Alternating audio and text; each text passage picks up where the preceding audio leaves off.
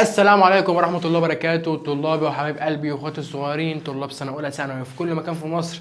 ازيكم عاملين ايه؟ نزلت لك يا باشا الفيديو اللي فات فيديو حل على الوحدة الثالثة عندك في المنهج، والنهارده معانا فيديو حل الوحدة الرابعة عندك في المنهج. الفيديو اللي فات فهمتك يا باشا ازاي تحل الأسئلة، وعرفتك ازاي تحل الأسئلة بتاعتك أصلا اللي انت بتقول ان انت عندك مشكلة فيها، وعرفتك المشكلة دي ممكن تكون من ايه، وعرفتك ازاي كمان تحلها. النهارده يا باشا بعد ما اتفرجت على الفيديو الأول وعرفت ازاي الأسئلة بتتحل واتفرجت على الحل وفهمته، تعالى النهارده نكمل اللي احنا بدأناه الفيديو اللي فات، هو حل على الوحدة الرابعة عندك في المنهج. عشان كده يا باشا نكون شرحنا المنهج كامل تفصيلي، وكمان حلينا على كل جزئية فيه وما كترتش عليك لا في الشرح ولا في الحل. فاتمنى بقى تكون انت مقدر كل ده وتشير الفيديو كده تبعته لاصحابك يا باشا. عايزين ايه؟ عايزين نتعرفوا كده وبتاع. تعالى يا صديقي نحل معانا اول سؤال. بيقول لك ايه؟ بيقول لك تحولت مصر من مملكة هيلينستية ذات مكانة إلى ولاية تابعة سياسيا لدولة أخرى. هي مملكة هيلينستية دي أقصد بيه اللي هي بطلمية. حلو؟ طيب من فهمك للسؤال انت فاهم ان السؤال ان مصر بقت بعد ما كانت مملكه بطلميه بقت مملكه او ولايه تابعه لدوله اخرى. يعني من الاخر كده يقصد ان الدوله البطلميه او دوله البطالمه في مصر سقطت، صح؟ طيب هي دوله البطالمه مصر سقطت ازاي او امتى؟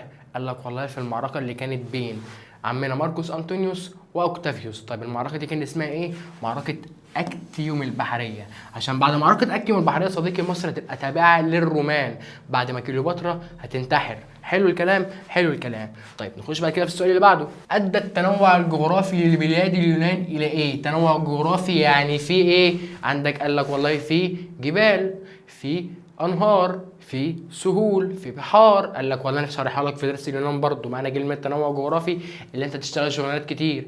الجبال ممكن تشتغل فيها في التعدين، الانهار تشتغل فيها في الزراعه، البحر تشتغل فيه في التجاره. صح الكلام؟ صح الكلام. يبقى التنوع الجغرافي هيؤدي عندي الى تعدد الانشطه الاقتصاديه. الناس هتشتغل لي في زراعه، وناس تشتغل لي في صناعه، ناس تشتغل في تعدين، ناس تشتغل في تجاره، وهكذا. طيب اللي بعده. ادى قيام اغسطس بالقضاء على انقسامات قاده طبقه الفرسان الرومان الى ايه؟ مش انا قلت لك ان عمنا اغسطس دوت لما مسك او تولى الامبراطوريه الرومانيه عمل كذا حاجه عشان خاطر يا باشا يعمل بيها ايه؟ استقرار سياسي لروما، صح؟ استقرار سياسي يعني ايه؟ يامن روما، يامن المجال بتاع روما. طيب عمل كده ازاي؟ قال لك والله عن طريق كذا حاجه، اولهم اللي هو ينهي الانقسامات بين طبقه الفرسان اللي عنده. جاء كده مع الفرسان اللي عنده، يا جماعه اللي عنده مشكله يقولها لي عشان نحلها، علشان خاطر البلد تبقى مستقره، عشان ابقى مسيطر على البلد كلها. حلو الكلام؟ حلو الكلام. يبقى الاجابه يا باشا عندك تبقى ضمان سيطرته على الحكم. حلو حلو. السؤال الرابع بيقول لك يظهر وجه التناقض يعني الاختلاف بين الامبراطور الروماني اغسطس والاسكندر. الاسكندر كان مختلف عن اغسطس في ايه؟ قال لك بسم الله الرحمن الرحيم كده محاوله الاستفاده من موارد مصر. لا والله الاثنين استفادوا من موارد مصر والا ما كانوش خدوها. حلو، خاصه اغسطس. طيب تمييز طبقه الاغريق في المجتمع. لا والله في عهد الرومان الاغريق كانوا مميزين، وفي عهد اليونان برضه الاغريق كانوا مميزين. اعتبار مصر مركزا للحكم. في عهد الرومان مصر ما كانتش مركز للحكم، وفي عهد اليونان اللي هو الاسكندر الاكبر برضه مصر ما كانتش مركز للحكم. مركز للحكم دي يا جماعه يعني اهم دوله في الامبراطوريه. طب اهم دوله في الامبراطوريه في عهد الاسكندر كانت اليونان، واهم دوله في الامبراطوريه في عهد اوكتافيوس كانت روما. يبقى الاثنين كده ان الاثنين متشابهين ان مصر ما كانتش مركز للحكم، ولكن الاثنين كانوا مختلفين في ايه؟ في اعاده بناء النظام الاداري والمالي في مصر. لان اوكتافيوس هيعيد بناء النظام الاداري والمالي في مصر، هيغيره لما يقسم مصر 3 طبقات. حلو، ده النظام الاداري والنظام المالي هيفرض الضرايب. انما الاسكندر مكتوب عندك بالنص في المذكره لما دخل ما غيرش النظام الاداري ولا المالي في مصر. طيب نكمل. احتلت الصناعه المركز الثاني كنشاط للبلاد في روما بسبب ايه؟ الصناعه كانت في المركز الثاني ليه؟ فماليه في مركز حلو بسبب كره الايدي العامله مش متناسقه. طب ندره المواد الخام الصناعيه برضه مش متناسقه.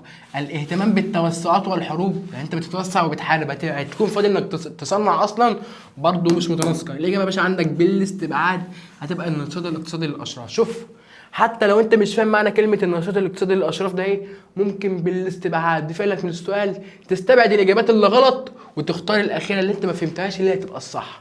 حلو حلو. السؤال رقم 6. الاصلاح الاجتماعي واطلاق الحريات يساعد على ازدهار الحضارات. حلو الكلام؟ حلو الكلام. اصلاح اجتماعي يا جماعه واطلاق الحريات يعني تسيب كل واحد يعمل اللي هو عايزه بدماغه. اصلاح اجتماعي انك تتصلح في المجتمع. مين في دول عمل كده؟ اولا فيليب التاني ما عملش كده، ولا فيدياس ده اصلا احنا ما ذكرناهوش عندنا في المنهج. عندك 2 سولون وبركليس. سولون ده يا جماعه اللي ركز على الجوانب الاقتصاديه، حلو الكلام، والاجتماعيه. طيب ومين تاني؟ بيركليز ده اللي ركز على الجوانب الاخلاقيه، واللي في عهده ظهرت الديمقراطيه بشكل كبير جدا. وديمقراطيه يعني حريه، يبقى الاجابه عندنا بيركليز. انما لو قال لك بقى ازدهار الحياه الاقتصاديه ان هو يبقى فيه مساواه وعدل بين الناس، يبقى عمنا سولون. حرم المستعمر الروماني المصريين من ثمار جهودهم عندما قام. ان المصريين يعني او الرومان حرم كلمه ثمار جهودهم دي، يعني يا جماعه يعني كانوا بيشتغلوا ببلاش، بيشتغلوا وما بيلاقوش مقابل. الرومان عملوا كده عن طريق ايه؟ قال لك بسم الله الرحمن الرحيم كده دحين حاكم روماني على مصر، ما تنفعش. طيب اخضاع التجاره لنظام الاحتكار، اوعى تقول لي دي تنفع. احتكار دي يونان، اللي يطبق الاحتكار يا باشا اليونان مش الرومان. طيب حرمانهم من العمل في النشاط الصناعي، لا، ده الناس اللي كانت بتعمل في الصناعه او الصناعه في مصر في عهد الرومان، الاباطره الرومان كانوا بيقولوا للمصريين يشتغلوا في الحاجه اللي انتوا شاطرين فيها، يبقى دي برضو ما تنفعش. انما ايه؟ فرض انواع متعدده من الضرائب، ان انت كنت بتشتغل وفلوس شغلك دي انت كنت بتدفع ضرائب، انت كده ما خدتش حاجه ولا كسبت حاجه. طب نكمل. استفادت الاباطره الرومان بشكل شخصي من ايه؟ الاباطره الرومان استفادوا بشكل شخصي من ايه؟ يعني حاجه كده هم استفادوها من الاربع اختيارات دي بشكل شخصي ليهم هم، حاجه تبع ليهم هم، مش بتعوم بالنفع على البلد. طب تعالوا نبص كده، موقع مصر الجغرافي، لا ده هتعوم بالنفع على البلد في التجاره، هتتاجر فتكسب فلوس في البلد هترتفع. طب ايه تاني؟ الموروث الديني المصري، انا مش فاهمه. طيب الفن المصري، مش فاهمه، خش في اللي بعده اقراه. الفن المصري القديم، هو الفن بتاعنا هيفيد الامبراطور كشكل شخصي في ايه؟ ولا اي حاجه. طيب مكانة مصر السياسية هتفيد الامبراطور بشكل شخصي في ايه؟ برضه ما تنفعش. انما اللي فاد الامبراطور بشكل شخصي ان المعبود او الشعب كان بيحكمه. فكره ان الامبراطور الشعب يحكمه دي واخدها من المصريين، دي كانت حاجه دينيه عندنا، ان الشعب بيعبد، قصدي انا اسف، بيعبد الامبراطور. الشعب كان بيعبد الامبراطور في حاجه اسمها عباده الاباطره. يبقى الحاجه دي اصلا الجزئيه دي كانت موجوده عند المصريين، صح؟ لما انا قلت لك في الوحده الاولى او في الترم الاول ان المصريين يا باشا كانوا بيعبدوا الملك او الفرعون، حلو، باعتباره اله. يبقى الاجابه عندك الموروث الديني المصري، ولو انت مش فاهمها بالاستبعاد هتختارها. استخدم المصريين القدماء المقاومه السلبيه، مقاومه سلبيه يعني انت ما بتحاربش. المقاومه السلبيه اللي قلت لك عليها اللي انت بتبقى قاعد في البيت لا تبيع ولا تشتري مع الرومان، حلو. طب ايه من دول يا باشا؟ قال لك لا بيع الشراء يعني التجاره يعني الجانب الاقتصادي. نستنتج من تحليل المعطيات الخريطه المقابله ان اول حضارات سقوطا في يد الاسكندر الاكبر في الشرق، اول حضارات وقعت في الشرق في ايد الاسكندر الاكبر. اول بلد خدها الاسكندر الاكبر من حضاره الشرق، وانا قايلها لك، قال لك ان اول بلد خدها الاسكندر الاكبر بشكل عام كانت اسيا الصغرى تركيا، ولكن اسيا الصغرى مش من حضارات الشرق. حضارات الشرق يا باشا مصر والعراق وفينيقيا. إيه اول بلد خدها في الاسكندر في الثلاثه؟ قال لك والله سوريا. سوريا اللي هي فينيقيا، قال لك والله هي الاجابه اللي هي فينيقيا اللي هي سوريا. انما اول بلد خدها الاسكندر بشكل عام اول ما طلع من اليونان اسيا الصغرى، ولكن اسيا الصغرى زي ما قلت لك مش من حضارات الشرق. طيب الحروب البونيه ومعركه اكتيوم البحريه، الاثنين دول مشتركين في ايه؟ هل خضوع الشمال الافريقي للامبراطوريه الرومانيه؟ شمال افريقيا يعني شمال افريقيا. طيب تعالوا نبص كده، حروب بونيه دي اللي هي قرطاجه، مش قايل لك ان قرطاجه كانت في الشمال؟ تنفع. طيب اكتيوم البحريه اللي هي كانت ايه؟ كانت مصر. طب مش مصر في الشمال؟ صح، مصر في الشمال وقرطاجة في الشمال، دي شمال افريقيا ودي شمال افريقيا، يبقى الايه؟ الاجابه عندك الف. حلو الكلام، حلو الكلام. انتشر النظام طوائف الحرف في مصر من خلال الحكم العثماني، واستمر دورهم في ايه؟ في عهد محمد علي كوسطاء للحكومه. وسطاء الحكومه يعني بتوسطوا من الشعب للحكومه ومن الحكومه للشعب. الكلمه دي انا ذكرتها لك في مين يا باشا؟ في النقباء العامه. حلو حلو، اللي هم كانوا في النظام الجمهوري في روما. نكمل. ظهر التسامح الديني بين الحضارات من خلال سياسات الملك مين؟ مين الملك اللي في دول بقى عنده او يعني نشر التسامح الديني، او من الاخر كده ما اضطهدش الشعب اللي هو بيحكمه اضطهاد ديني، ما جاش عنهم من ناحيه الدينيه، لا ما تعبدوش الحاجه اللي انتوا بتعبدوها دي، من الاخر كده سابهم يعملوا اللي هم عايزينه في الحياه الدينيه. اعبدوا يا عم اللي انت بتعبده، شوف انت بتعبد اله ايه واعبده، شوف انت عايز تعمل ايه في الحياه الدينيه بتاعتك واعمله. مين في دول عمل كده؟ الاسكندر الاكبر. طبعا تركينيوس ده احسن احنا ما ذكرناهوش، ونبوخذ النصر الثاني ده ما ذكرناهوش في الحياه الدينيه، وحسين حريم نفس الكلام ملوش دور في الحياه الدينيه، او ما ذكرناش الدور بتاعه في الحياه الدينيه. استمر الحكم الروماني لمصر ما يقرب من 7 قرون عانى فيها المصريون من الظلم والاضطهاد. في ضوء مضمون العباره السابقه اظهرت علاقه المصريين بالاحتلال الروماني ايه؟ العلاقه اللي بين المصريين والمحتل الروماني اظهرت ايه؟ او كانت علاقه ايه؟ قال لك بسم الله الرحمن الرحيم كده، براءه العسكريين المصريين في مقاومه الرومان؟ ما تنفعش. طيب يأس المصريين من إجلاء الرومان عن مصر، لا برضه ما تنفعش. تراجع دور رجال الدين في مقاومة الاحتلال، أصلا ما ذكرناهاش. أمال إيه؟ تمسك الشعب المصري بحريته واستقلاله لما عملنا عليهم الثورة وطلعناهم. حلو الكلام. وقاومناهم مقاومة إيجابية لما حاربناهم، وكمان مقاومة سلبية لما ما عدناش بنشتري ولا نبيع معاهم. طب تعالى نكمل. يعبر محتوى الصورة التي أمامك عن إحدى مظاهر الحضارة الرومانية والتي تدل على التأثر الرومان بالحضارتين إيه؟ البيانسيون الروماني دوت يا جماعة إيه؟ قال لك والله البيانسيون الروماني دوت أصلا الرومان بنوه، ده معبد بنوه الرومان أو مبنى، مظاهر من مظاهر العمارة، بنوه الرومان متأثرين بالحضارة الإغريقية. ايوه الاغريقيه اللي هي اليونانيه. حلو. وانت عارف ان في مظاهر الحضاره اليونانيه اليونانيين اتاثروا بالحياه العمرانيه والفنيه من المصريين. يعني الرومانيين اتاثروا باليونانيين واليونانيين اتاثروا بالمصريين، يبقى كده الرومانيين اتاثروا بايه؟ بالمصريه واليونانيه او المصريه والاغريقيه. بص على الاجابه في الاختيارات هتلاقي الاجابه رقم د. تعال نكمل. يقول المؤرخ إديسبيل أن تاريخ مصر الروماني قصة محزنة من قصة الاستغلال الذي يدل على قصر النظر. يتضح في ضوء مضمون النص السابق أن أكثر مظاهر الاستغلال الروماني في مصر كانت في إيه؟ اعتبار المصريين طبقة أقل. طب نكمل.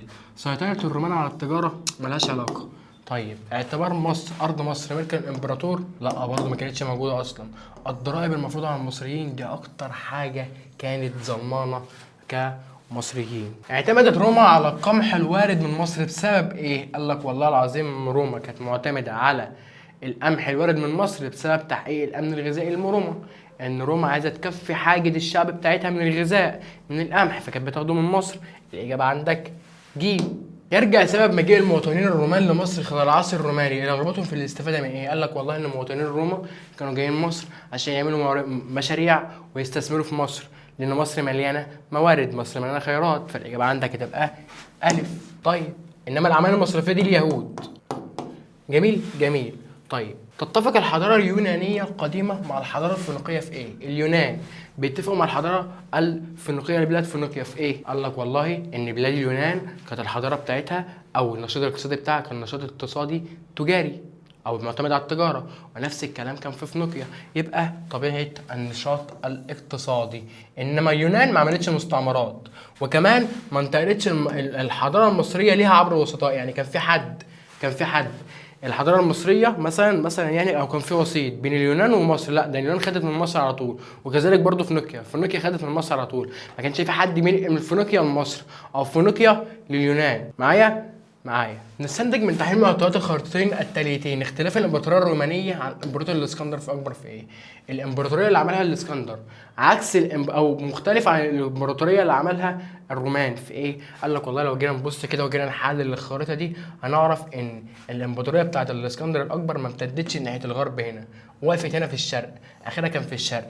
انما روما كانت في الشرق وكانت في الغرب. يبقى باشا الاختلاف في الامتداد نحو الغرب. امبراطور الاسكندر الاكبر ما امتدتش نحو الغرب في الوقت اللي امتدت فيه الامبراطوريه بتاعت الرومان للغرب. الحضاره المصريه القديمه وحضاره بلاك العراق القديم والحضاره الرومانيه، الحاجه المشتركه بين الثلاثه دي ايه؟ قال لك والله بسم الله الرحمن الرحيم كده قسموه توحيد الالهه. لا توحيد الالهه انك تعبد اله واحد، دي اللي عملها اخناتون، ما كانتش موجوده غير في مصر. طيب القيام بدور الوسيط الحضاري او التجاري بين الشرق والغرب، لا اللي عملوا الدور ده كان فينيقيا وبلاد اليونان.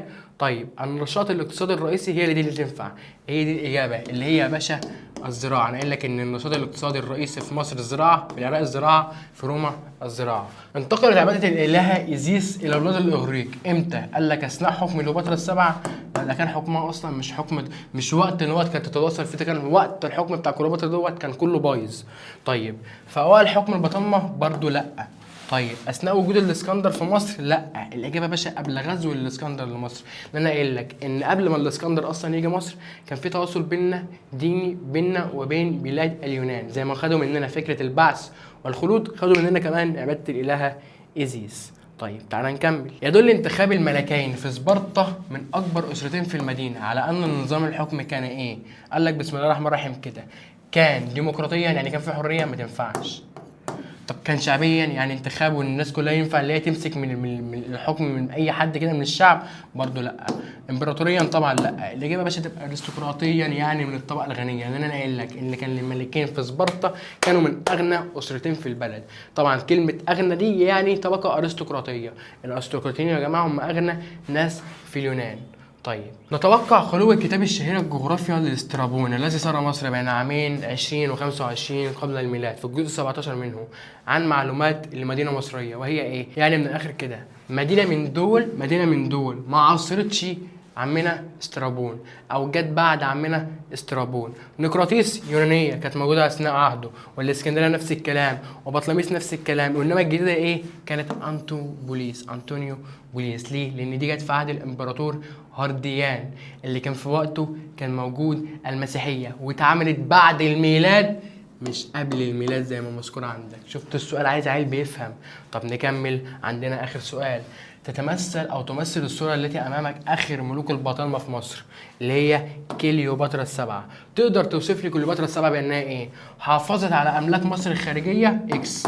ده كانت عبيطة، كانت طماعة، كانت عايزة تتوسع وتسيب مصر. حلو. أدخلت البلاد في فوضى سياسية، هي دي الإجابة.